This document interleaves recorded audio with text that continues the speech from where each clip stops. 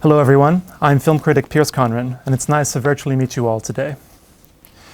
The year 2020 has been a very difficult one for everyone, especially for film industries worldwide who have had to deal with this pandemic.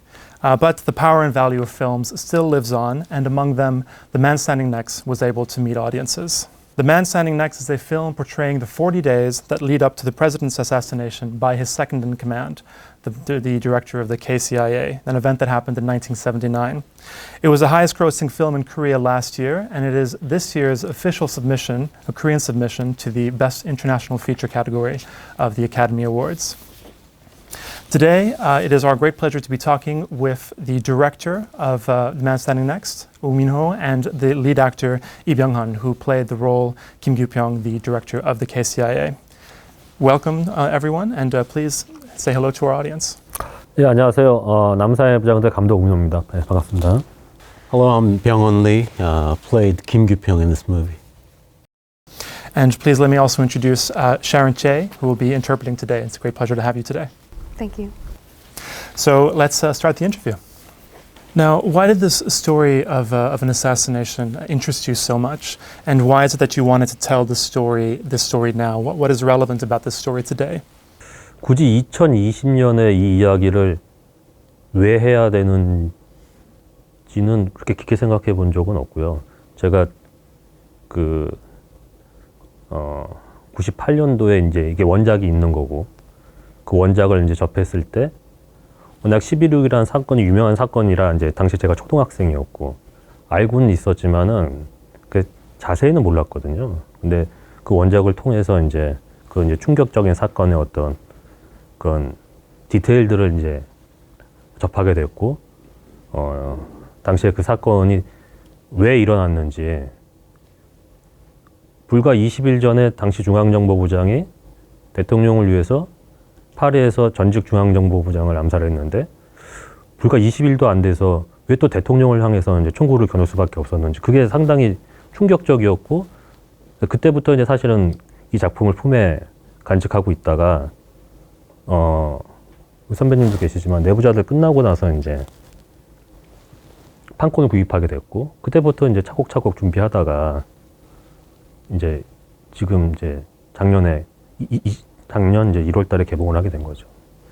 So I never put in much thought as to why this film is relevant in our current times, but in 1997 I came across the original source material, and of course the October 26th assassination is a very famous incident that took place in Korea, but I was only an elementary school student at the time, and so I didn't know the full details, and so I was very shocked when I came across the actual material.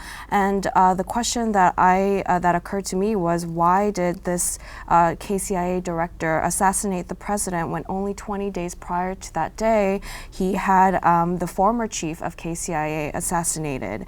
And so that question came as a great shock to me, and I kept questioning what happened in those 20 days to lead up to the assassination. And so I kept that source material in mind, and after The Inside Men, I bought the rights to the source material and started preparing for the film, which came out in January last year. The KCIA is a fairly infamous organization in Korean modern history, and there have been several stories that have brought it to the screen. But what new aspects of the KCIA were you hoping to bring to the screen with The Man Standing Next? 당시에 이제 그 박정희 대통령과 함께 사실 시작도 같이 했고 끝도 같이 하는 어떤 되게 막강한 권력을 가지고 있던 정보기관이죠. 그렇지만 그 정보기관이 그런 막강한 권력을 갖고 있는 정보기관이, 그런 기관이 어떤 견제나 감시가 없이 자신의 할 역할을 제대로 못하고 어떤 권력에 의해서 움직인다면은 그런 파국을 맞게 되는 그런 지점이 있는 거죠. 그건 원작에서도 그렇고 영화에서도 그렇고 그런 결말로 갔으니까. So the KCIA is an infamous institution that was with President Park from the beginning until the end. It's an institution that held immense power, but when an institution like that holds immense power without any sort of supervision, they aren't able to really function. And if they move or act according to that authority and power, it ends up meeting a catastrophe. And I think that's what this story really demonstrates. 이거는 그러니까 진영의 논리가 아니라고 저는 생각을 하고 권력이라는 어떤 권력을 휘두르는 권력을 행사하는 어떤 그런 기관이 제대로 행사하지 못하고 그렇게 권력을 따라가면서 그렇게 되다 보면은 그런 결과를 초래한다는 거죠. 그런 비극적인 결과를. And I don't think this follows any partisan logic. It's just that when an institution with that much power just completely gives in to that power and follows it, it has no choice but to end up in that sort of tragedy. And Mr. Lee, may I ask you what was your biggest reason, what attracted you the most to the project? 이 이야기는 사실 제가 어렸을 때에 물론 정확하게 그때 당시에 이 사건이 있었을 때 기억이 나진 않지만 그때의 이미지들이 파편적으로 머릿속에 남아있는 것들이 있어요. 내가 10살이 되기 이전에 어쨌든 간에 있었던 실제적으로 역사적으로 있었던 일이고 또 근현대사에서 이렇게까지 드라마틱한 이야기가 있을 수가 있나라는 생각이 들었고 어쨌든 배우 입장에서는 그 이야기가 주는 힘이 가장 크거든요. 영화를 결정하는 데 있어서 선택하고 결정하는 데 있어서 가장 중요한 건 그 이야기의 힘인데 그런 측면에 있어서 이게 역사물이 됐건 혹은 그냥 지어낸 이야기가 됐건 어쨌든 이야기가 주는 힘 자체가 굉장히 크다고 생각을 했어요. 게다가 실제로 우리가 많은 것들을 고증하고 되도록이면 사실에 최대한 가까운 이야기를 만들어가자라는 이야기를 나눴기 때문에 영화에 대한 기대가 엄청 큰 상태로 시작을 했죠. So when I was little, when the assassination actually happened, I don't have exact memories of the time. I only have fragmented images that remained with me. But it is a huge historical event that happened before I was 10 years old. And it's probably one of the most dramatic incidents to happen in modern Korean history. And as an actor, when I decide on which projects to participate in, the strength of the narrative is ultimately what's most important. And in that sense, whether this is a historical piece, a period piece, or a fictitious narrative, I thought that there was so much strength and power that lies in this story. And also, going into this project, we tried our best to make sure that we follow historical facts and try to confirm the facts as much as possible. So going into this project, I had a lot of expectations.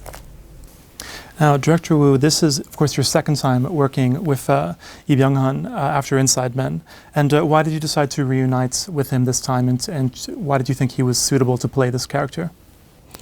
사실 이병헌 선배님이랑은 뭐 내부자들로 이제 처음 작품을 같이 하게 되고 그래서 그게 이제 결과가 상당히 좋았고 다시 같이 안 할 이유는 사실은 없고요. 그리고 남사의 부장들은 제가 이제 판권을 구입할 때부터 선배님이 안 하시면은 이건 되게 작품을 만들기 쉽지 않겠다는 생각을 했고 그리고 이 캐릭터는 어떻게 보면 좀 그 섹스피어의 좀 햄릿 같은 캐릭터의 느낌이 좀 있거든요. 그 계속 그 후반부까지 자신이 갖는 감정이나 그런 것들을 쉽게 표현하지 않고 밖으로 내보이지 않으면서 계속 수렴하고 쌓아가면서 꾹꾹 눌렀다가 결국에는 맨 끝에 가서 그 모든 거를 되게 파괴적으로 이제 분출하는 캐릭터인데 그런 캐릭터의 표현을 가장 잘할 수 있는 배우가 저는 뭐 의심의 여지도 없이 선배님이라고 생각을 했고 근데 물론 이제 정치적인 소재이기 때문에 좀 예민할 수 있는데 또 흔쾌히 또 그때 당시에 또 수락을 해 주셔서 물론 제가 이제 그 말씀을 드리긴 했어요. 제가 이거 안 하시면은 저는 이거 엎을 수밖에 없다고 뭐 부담을 드리려고 했던 건 아닌데 또 책을 잘 보시고 또 그래서 그때 같이 작품을 할 수 있었던 것 같아요. So I worked with Lee Byung-hun for the first time with Inside Men, and it came out with great results. And so there was really no reason for me not to work with him again. But ever since I purchased the rights for the source material, I knew that the project wouldn't be easy without him, because this character quite resembles Shakespeare's Hamlet. He's a character who, until the end, doesn't really express his emotions, represses it, accumulates all those emotions, and then at the very end explodes, exudes them in a very destructive manner. And I thought he was the perfect actor to play such a character. And I did tell him that because of, the political nature of this story, I thought that he might be a little hesitant in accepting this role, but he was so willing in saying yes to this project. But I also did tell him that if he says no, I probably wouldn't be able to go ahead with it. I didn't mean to give him any pressure, but he really enjoyed the book and decided to come on board. Mr. Lee, I'm curious to know what your personal choices you had as you were crafting the character. How do you view the character? 사실 굉장히 오래된 역사가 아니고 가까운 역사이기 때문에 그때의 상황들이나 혹은 그 사람에 대해서 설명하는 혹은 이야기해주는 서적들도 많고 또 다큐멘터리도 많고 여러 가지 내가 참고할 수 있는 주변의 어떤 매체들이나 혹은 컨텐츠들이 많았어요. 그런데 그것은 사실 누구나가 접할 수 있는 그런 거고 그 역사를 함께 겪고 여전히 생존해 계시는 분들이 또 주변에 물어물어 찾을 수 있었고 그분들에게 또 이야기를 듣고 그러면서 이제 그 캐릭터에 접근하고 캐릭터를 좀 조금씩 가까워지는 것 같은 그런 느낌으로 찾을 수가 있었죠. So this assassination is something that happened quite recently in history, and so there are a lot of materials that explain the people who were involved and what actually happened. There are a lot of documentaries and a lot of materials I could use as reference, but these are things that anyone can access and are open to the general public. Something that I did in particular was finding people around me who actually lived this piece of history together and who survived the events that unfold in the film. And so I listened to their stories and tried to approach the character that way. And in that sense, I was able to feel more and more intimate to this character. Now, it's a fascinating story, of course, but it's also a gorgeously constructed film, and I'd like to ask you a little bit about the technical aspects of it. So can you talk a little bit about the 1970s setting of the film, how you created this 1970s atmosphere, and also how that was different from the 70s atmosphere of your previous film, The Drug King? 사실 한국에서 70년대를 구현하는 게 되게 쉽지가 않았어요. 저 전작 보면 마약왕에서도 마찬가지지만은, 그래서 물론 마약왕 전작품에 대한 어떤 거기서 어떤 배운 것도 있지만은 한국은 워낙에 고도 성장을 했기 때문에 일단 밖으로 나가면 70년대를 찍을 수 있는 데가 되게 제한적이고 별로 없어요. 그래서 이 작품은 처음부터 그런 70년대를 재현하기 위해서 되게 우리가 당시에 몰랐던 공간, 근데 그런 권력이 되게 행사되는 공간, 비밀리에, 가령 청와대나 중앙정보부나 그리고 안가나 어떤 이런 밀실에서 그런 밀실을 재현하면서 그런 70년대의 어떤 당시의 어떤 사회적인 공기, 그런 것들을 좀 당시 어떤 정권의 분위기, 유신 정권의 분위기, 그런 것들을 좀 담으려고 노력했던 것 같아요. 그리고 당시 자료사진이 있어가지고 그 자료사진을 바탕으로 구현을 했고 세트로 준 거고요. 그리고 물론 이제 거기에 이 남자의 부장들만의 어떤 색깔을 입히게 된 거죠. 그대로 딱 지지는 않았고. So for both Drug King and The Man Standing Next, it wasn't easy replicating Korea in the 70s because Korea went through such quick economic development with external locations. It's difficult to find ones that resemble the 70s of Korea. And so from the very beginning, we decided to focus on spaces that weren't open to the general public at the time. These enclosed spaces where people were exercising power and authority in secret, like the Blue House, the KCIA, and the Presidential Safe House. We focused on replicating these enclosed spaces and try to actualize the social atmosphere and the atmosphere of that dictatorship through those enclosed spaces. And we, all of them were sets that we built based on photos that are still available. And of course, we added our own color to replicate and actualize the spaces.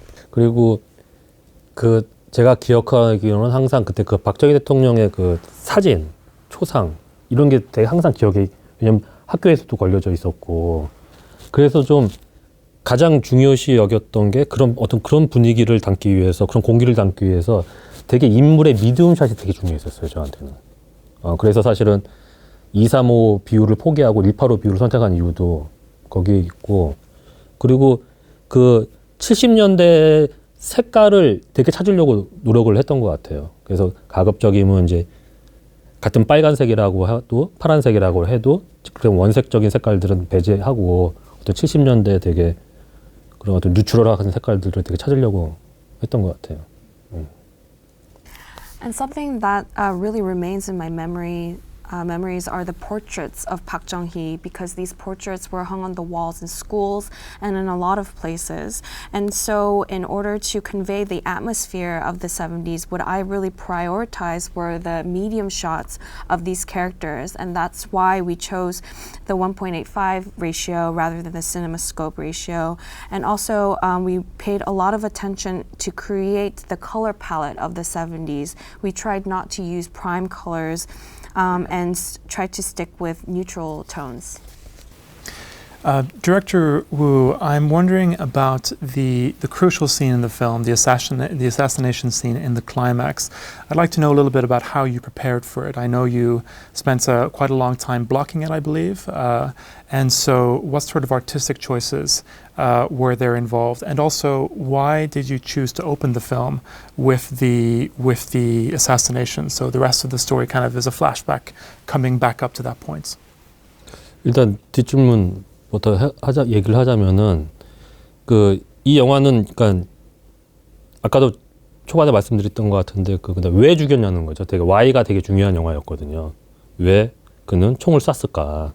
그래서 이제 시작 자체를 이제 총을 쏘러 들어가는 장면으로 시작해서 사실 이제 영화가 오픈하면은 40일 전으로 가면서 그 40일 동안 무슨 일이 이제 있었는지를 이제 관객들이 따라서 보게끔 만들려고 이제 그렇게 이제 편집을 한 거예요. So to answer the second question first, the biggest question that this film raises is why? Why did he shoot President Park? And so the film begins with the moment when he goes into the room to shoot the president, and once that opening ends, you go back 40 days, and this allows the audience to think about what happened in the 40 days that led to the assassination. 그리고 그 마지막 결정적인 클라이막스의 그 씬은 그렇게 이제 그런 카메라 워킹을 한 거는 물론 리허설을 그 전에 그 촬영 하루 전날 이렇게 하루 한 몇 시간을 비워서 이렇게 같이 그때 이제 선배님이랑 같이 배우들이랑도 같이 카메라도 다 같이 그게 이제 카메라가 2대를 썼는데 하나는 이제 테크노 크레인을 하나 썼고 하나는 이제 그 스테디캠을 두 대를 이제 동시에 쓰다 보니까는 되게 복잡한 촬영이었어요. 되게 그리고 되게 감정들도 되게 격정적인 감정들을 이제 폭발하는 씬이었기 때문에 근데 그게 그런 배우의 연기와 카메라가 또 되게 합이 잘 맞아야 되는 되게 복잡한 씬이어서 하루 전에 리허설을 했고 그리고 그거는 이제 사실은 제가 이 작품을 준비하고 만들면서 처음에 이제 기획하면서부터 되게 궁금했던 장면이에요. 과연 그 안에서 어떤 감정들이 튀어나왔을까, 어떤 대사들이 나왔는지, 그래서 어떻게 총을 쏜 건지 상상만으로도 되게 뭔가 공포스럽고 섬뜩한 느낌이었거든요. 그게. 그래서 그거를 현장에서 찍으면서 제가 보는 것만으로도 되게 좀 신기했던 느낌도 다시 생각이 되는데, 그래서 사실은 컷을 분할하지 않고 마치 관객이 그 역사의 현장 속에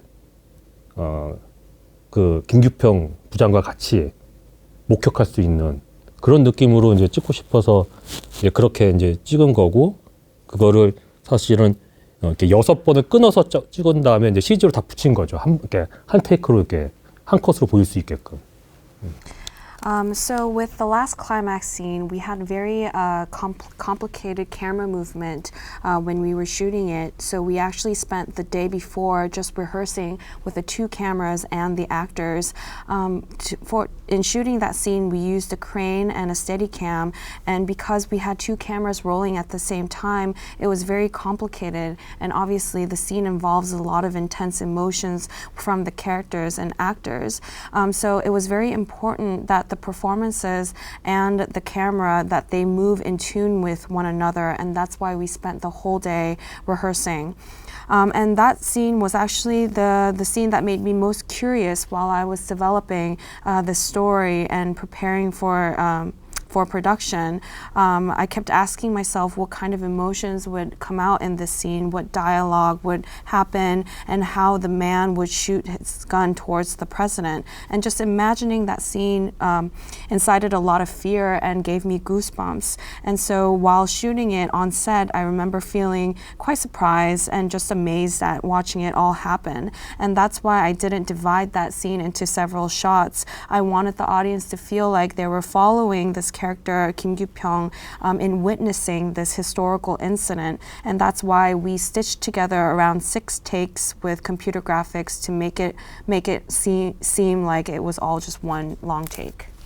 그리고 그 장면에서 많은 분들이 그 장면을 보고서 또 가장 쇼킹했던 장면이 사실은 그 김규평 그 중앙정보부장이 이제 대통령을 그렇게 암살하고 뭔가 되게 어떤 느와르의 주인공처럼 되게 멋있게 퇴장할 줄 알았는데 되게 뭔가 허둥대면서 그 자기가 죽였던 그 경호실장의 피에 미끄러지면서 그냥 꽈다 하고 자빠지는 장면을 되게 놀랍게 바라보는. 그러니까 그렇게 될 줄 전혀 몰랐대요. 그러니까는 전혀 예상을 못했던 거죠, 관객들이. 근데 사실 그 장면은 원래 처음 시나리오는 없었어요. 그거를 이제 선배님한테 시나리오 보여드리고 같이 이야기하는 과정에서 선배님이 그런 아이디어를 저한테 줬죠. 좀 피해 좀 넘어지는 것도 괜찮을 것 같다고. 그래서 이제 그게 사실 그 다음에 시나리오에 이제 추가가 된 장면인 거죠. And what a lot of people found shocking in that scene is after Kim Kyu-pyong assassinates the president, you would expect him to walk out like this cool character in a noir film, but he actually seems very flustered and he slips in the blood of the security chief that he murdered. And no one expected him to leave the scene that way. And that part actually didn't exist in my first draft of the script. It was something that Lee and I talked about, and it was an idea that he provided, and so I added the part where he slips in the blood in a revised version. 저는 그 씬에서 그 부분이 사실은 새로운 아이디어로 추가된 어떤 상황이었지만 그 극단적인 흥분 상태와 긴장 상태에서 순간 피해 넘어지고 그 광경을 자기가 저질러 놓은 자기가 만든 이 광경을 처음으로 아주 순간일지라도 객관적으로 볼 수 있는 바라볼 수 있는 순간이 아닌가라는 생각을 했었어요. 그래서 그런 의미로 사실은 연기를 했었어요. 잠깐 끊어졌던 이성의 끈이 잠깐 다시 이성을 찾게 되는 그런 어떤 느낌으로 객관적으로 그 상황을 바라보게 되는 그런 느낌을 가지고 연기를 했었던 거죠. So that part, that fall, was a new idea that I provided, but I thought that that moment for the character provided an instance of rationality and an instance where he was able to retrieve his senses, come back to his senses, and gain an objective perspective on the scene that he caused. And I thought that in the intense excitement and tension that exists in that moment, that was the only second where he's able to sort of take it all in and realize what he's done. And Mr. Lee, I'm wondering which scene in the film was the most memorable or satisfying for you as a performer? 아까 말씀드린 피에 넘어지면서 순간 자기 자신이 잠깐 객관적으로 돌아오는 그런 마지막 씬에서의 모습도 상당히 저는 개인적으로 좋았지만 그 막사씬에서 그 정서가 굉장히 좀 슬펐어요. 저는 사실 우리가 시나리오에 없던 초반에 없던 씬을 여러 사람한테 이야기를 듣고 감독님하고 이제 상의를 한 끝에 그 씬을 넣어서 만드는 씬이지만 거기서 일본어로 박정희 대통령이 참 옛날이 좋았지라는 말을 하고 김규평이 그 말을 받아서 그때가 좋았죠 라는 말을 서로 일본어로 하는 부분이 있는데 짧은 대사지만 두 사람의 이전에 서로의 히스토리나 혹은 관계나 이런 여러 가지 것들을 잘 설명해 주는 그런 정서가 아니었나 생각이 들어서 그 씬이 전 개인적으로 참 좋았어요.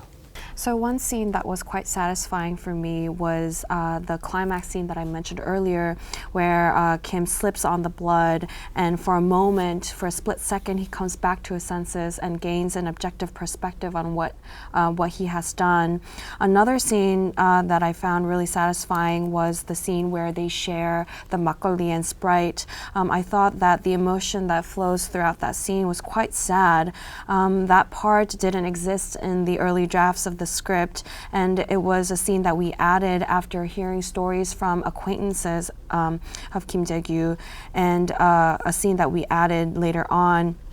But you have the part where they briefly speak in Japanese about how those were the good days, the old days were the good days, and it's such a short line that they speak in Japanese, but I thought that it really showed the history behind their relationship and the emotion that they share with each other. When Kim Gyu-pyong is driving away in a car and he has to make a crucial decision. Is he going to go to the KCIA building in Namsan, or will he go to the Army HQ? So, Mr. Lee, I'm wondering, how did you try and convey that kind of a conflicting emotion in his expression? 먼저 그 대답 이전에 말씀드리고 싶은 거는 이 영화에서 우리가 그 김규평이라는 인물이 실제로 계획을 하고 그 사건이 있었는지, 아니면 순간적인 감정 때문인지, 아니면 진정한 민주주의를 위해서인지, 아니면 자기 감정의 어떤 폭발이었는지, 이런 것들은 사실은 역사적인 미스터리예요. 이 영화를 다 보고 나서 관객들도 여전히 미스터리로 생각이 되어졌으면 했어요, 사실은. 그런 측면에서 보자면 의도했던 바대로 영화가 만들어졌다고 생각을 해요. 무언가를 규정해 주지 않았기 때문에. 그래서 연기를 하는 데 있어서도 굉장히 저 자신도 고민스러웠던 부분도 많고, 내가 과연 어떤 생각을 가지고 이 장면을 연기를 해야 되나라는 숙제가 늘상 씬마다 있었던 것 같아요. 근데 그 마지막 씬에서의 감정은 그 신발도 미처 한쪽 신발은 못 신고 양말만 신은 채로, 양말에는 내가 한때 가장 사랑하고 가장 존경했던 어떤 사람의 피가 묻어 있고, 그 피를 이렇게 손에 묻은, 양말에 묻은 피를 이렇게 만지면서 피 묻은 손을 이렇게 보면서 그 순간 또한 아주 혼란스럽고 긴장 상태에 있었던 그 인물이 잠깐 무슨 생각에 빠지게 되는 아주 묘한 그런 감정의 순간이라고 저는 생각을 하거든요.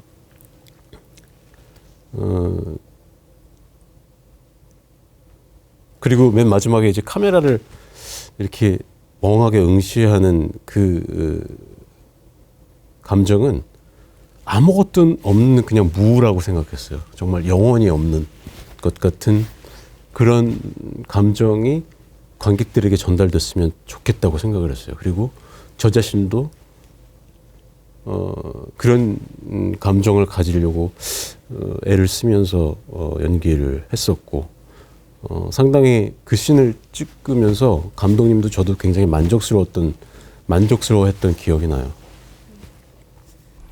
So before I answer the question, I have to mention that it's still a mystery in why Kim Jae-gyu assassinated the president. Did he plan it? Was it out of just spontaneous emotion? Was it for a great cause for democracy? Was it just an explosion of emotion? And I wanted this to remain as a mystery for the audience as well. And I think we achieved what we intended because the film doesn't really define an answer to this question. But because it was such a mystery and it had to remain a mystery, it felt like a piece of homework that I had as an actor for every scene, trying to determine what kind of thoughts this character was having while committing such actions. So for the last scene, you have this moment when he's lost a shoe. He's wearing his socks that are covered in blood of the person that at one point he loved and respected the most, and he looks and fumbles with his bloody hands. And at that moment, I think this character who has been going through so much chaos and confusion and tension suddenly falls into a certain thought and falls into a very subtle emotional state. And he looks straight into the camera, and I thought that the emotion that this character is going through at that moment is just pure emptiness, where he feels like his soul has been emptied. And I wanted the audience to feel that as well. And that's something that I tried very hard to convey in my performance for that part. And I remember the director and we were very pleased with how the performance came out for that scene. Well, I'm afraid that's all the time we have today for today's interview. I'd like to thank you so much for what has been a pretty exhaustive and long session. Thank you very much for joining us today. And I really think that viewers will be able to get a better understanding of the film through your very thoughtful answers. So I guess it's time to say goodbye to the viewers. 개봉한 지 한 1년 가까이 된 영화인데 이렇게 또 영광스럽게도 아카데미 또 한국 대표 축분 작품으로 이렇게 나가게 되어서 이런 인터뷰 시간도 갖고 또 미국 또 관객분들이랑 GV도 한번 해본 적이 있고 참 뜻깊은 시간이었던 것 같고요. 오늘 또 피어스 콜란 평론가님과 되게 또 한국에서 받지 못했던 되게 또 날카로운 질문들이 또 있어가지고 흥미로웠고 우리 또 샤론 책께서 되게 또 그럴싸하게 아주 잘 이렇게 만들어 주셔서 감사드립니다. It's been such an honor to have this film be the official submission for the Academy Awards. It's created such meaningful opportunities being able to share conversations with U.S. audiences. I would like to thank Pierce today for asking such sharp questions that I didn't really get the chance to receive in Korea. And it was also great to have a translator. 저도 배우 생활을 꽤 오래 했지만 배우이기 이전에 또 영화의 팬으로 정말 다양한 장르의 또 다양한 나라의 영화들을 접하는데 그런 재미들이 분명히 있는 것 같아요. 내가 가보지 못하고 또 우리와는 정서가 다른 나라에서의 어떤 사건들이나 혹은 상황들, 이야기들이 주는 재미가 분명히 있다고 생각을 해요. 우리나라의 근현대사에서 가장 큰 아주 드라마틱한 사건을 실제 사건을 다룬 이야기고 그 안에서 여러분들이 찾을 수 있는 어떤 재미랄까 이런 것들이 분명히 충분히 있는 영화라고 생각이 드니까 많이 기대하시고 또 많이 좋게 봐주셨으면 좋겠습니다. So I've led an extensive career as an actor, but before all of that, I'm just a huge fan of films. So I watch films from various countries of various genres, and I think it's always fascinating to watch incidents and events unfold from countries that I've never been to and from cultures that I'm not familiar with. And this film deals with one of the biggest and most dramatic incidents that's happened in Korean history. So I'm sure that you will be able to find something that fascinates you within this narrative. So I hope you look forward to it and appreciate the film. And a huge thank you to all our viewers for joining us today. A very special thank you to Director Woo and to Mr. Lee for your patience. I know I had a lot of questions for you today. And a huge thank you to you, Charon, for your wonderful interpretation. Wherever you are, I hope you're all staying safe and well during this very difficult time, and I hope you will continue to share your support for The Man Standing Next. Thank you and goodbye.